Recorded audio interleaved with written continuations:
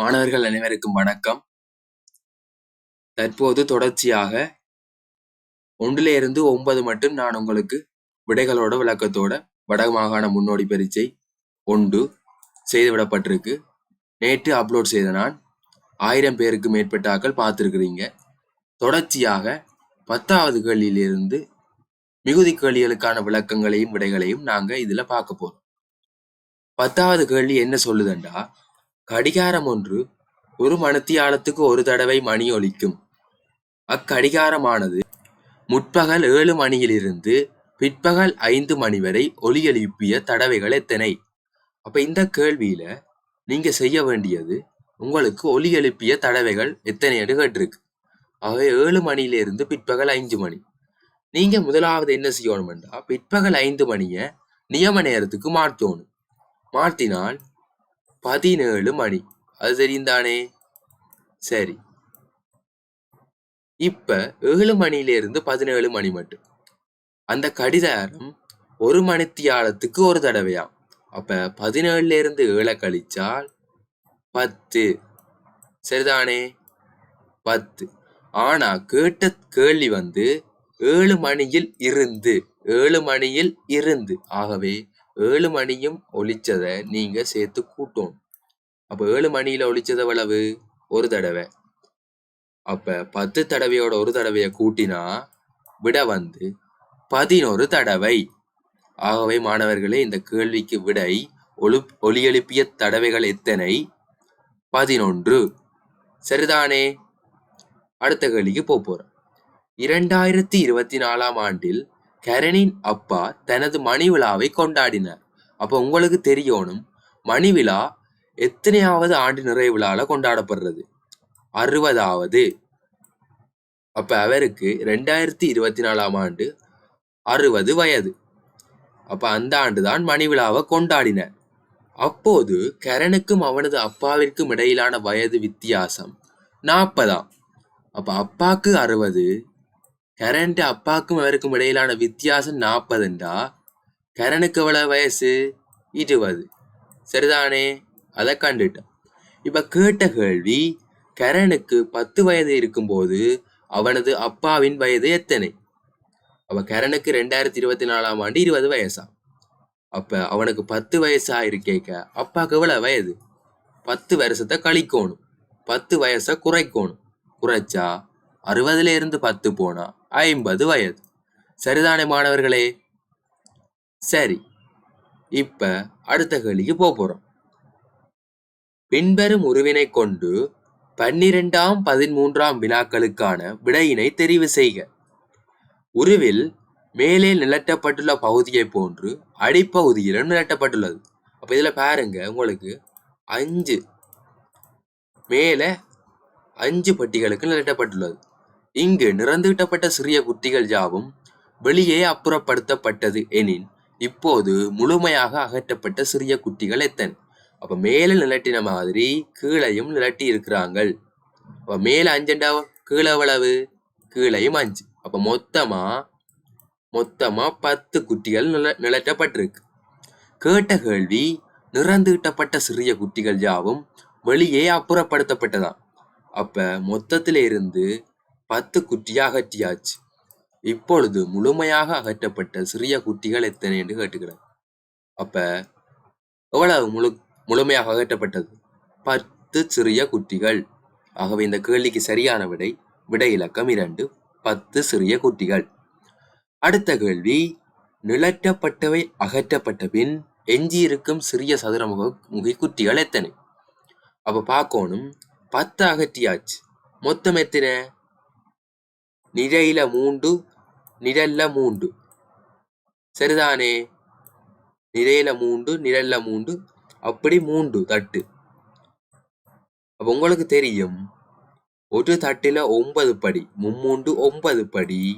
மொத்தம் 3 தட்டிலையும் 9 27 குட்டி இருக்குது. நீங்க எண்ணி பாருங்க, உங்களுக்கு தெரியும் 27 குட்டி இருக்கு.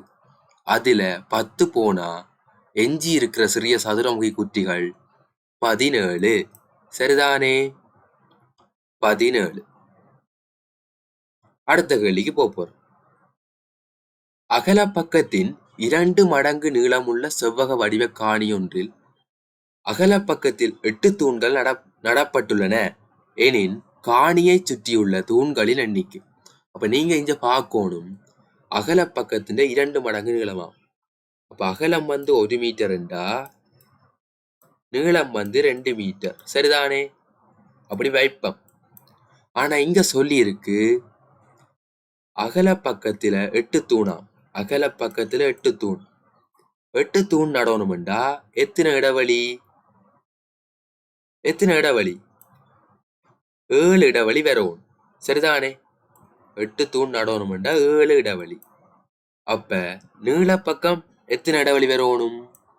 இதே போல 2 மடங்கு 14 இடைவெளி வரணும், சரிதானே?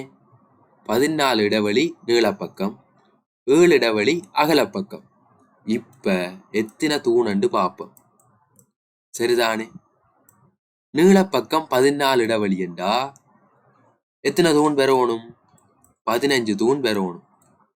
நீங்க உங்களோட கை விரலை எடுத்து பாருங்க, உங்களுக்கு 5 விரல்கள் 4 இடைவெளி.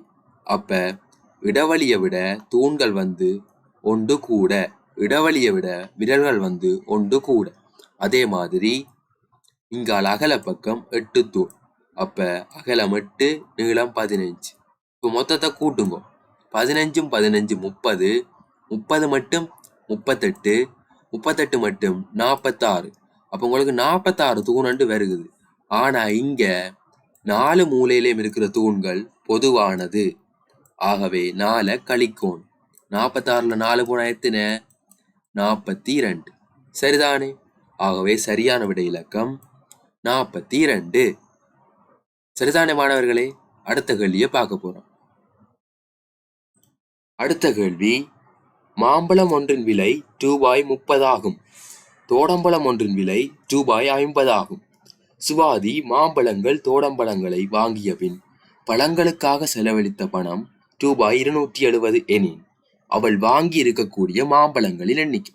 அப்ப உங்களுக்கு இங்க சொல்லி இருக்கு மாம்பழம் 30 ரூபா, தோடம்பழம் 50 ரூபா. ஆகவே கேட்ட கேள்வி, சுவாதி 2ஐயும் வாங்குறாளாம், அதுக்கு செலவழித்த மொத்த பணம் 270 எனின் அவள் வாங்கி இருக்கக்கூடிய மாம்பழங்களின் எண்ணிக்கை. அதுதான் கேள்வி கேட்டது, சரிதானே? இப்ப இந்த கேள்விக்கு நீங்க விடையில இருந்துதான் ஒவ்வொன்றா செக் பண்ணி பார்த்து விடைய கண்டுபிடிக்கணும். எப்படி என்றதை நான் சொல்றேன் பாருங்க. முதலாவது விடைய எடுங்க.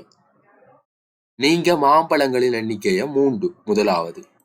அப்ப முதலாவதா 3 விடைய எடுத்தால் மாம்பழம் எவ்வளவு?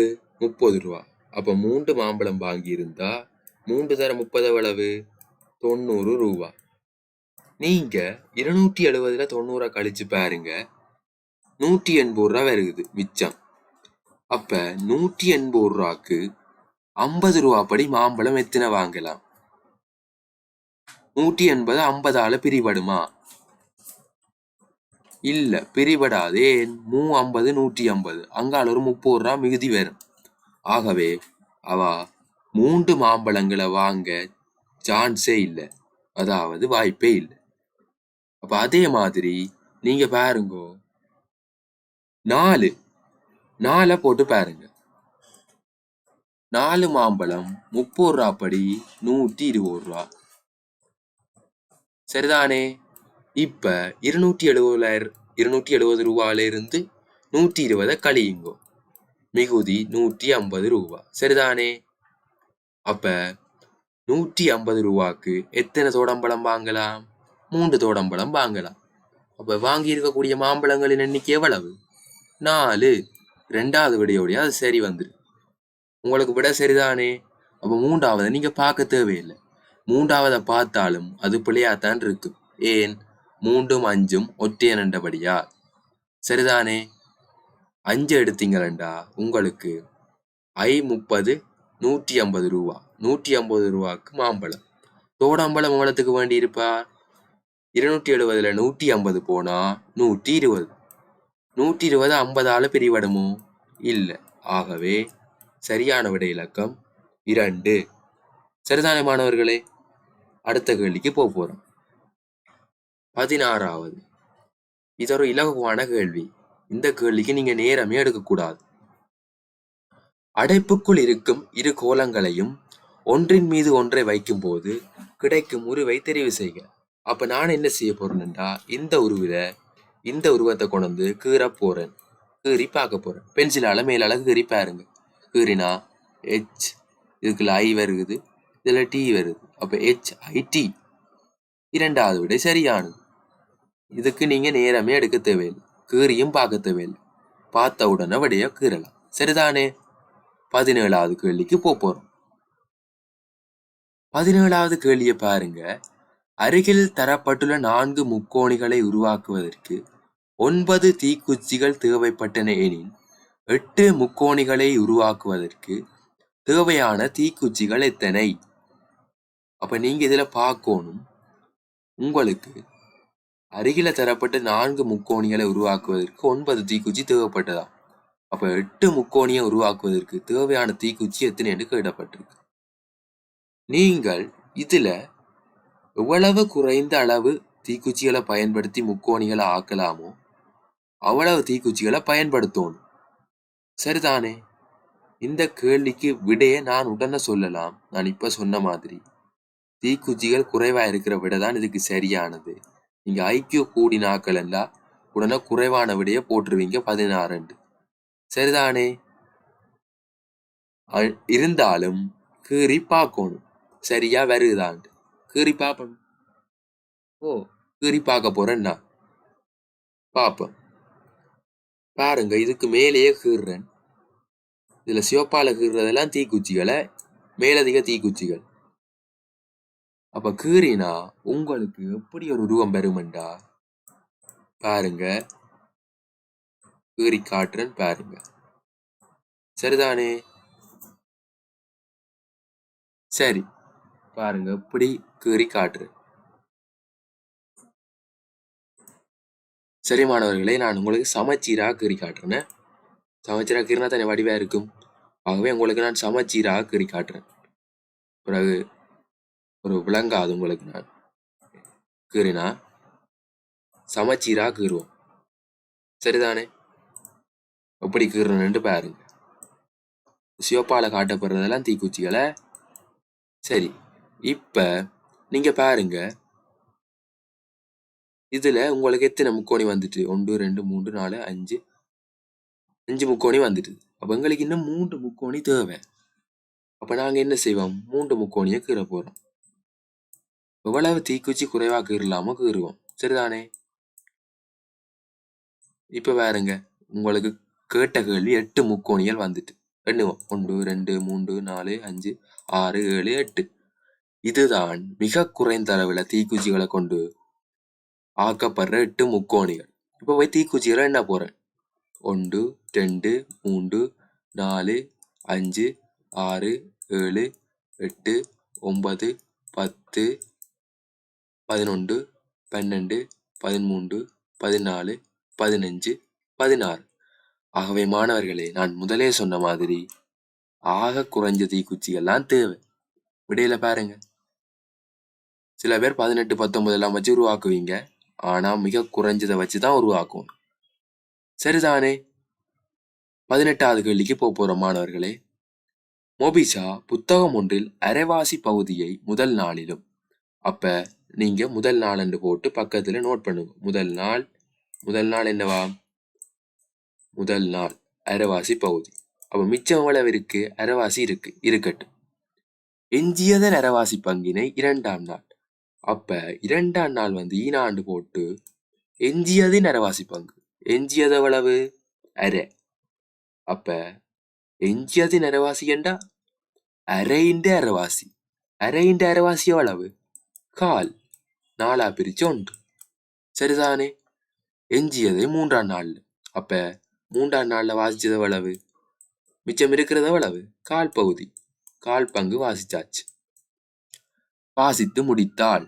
அவள் 3ஆம் நாள் வாசித்த பக்கங்களின் எண்ணிக்கை 20ஆம். அப்ப காப்பங்கு தான் 20.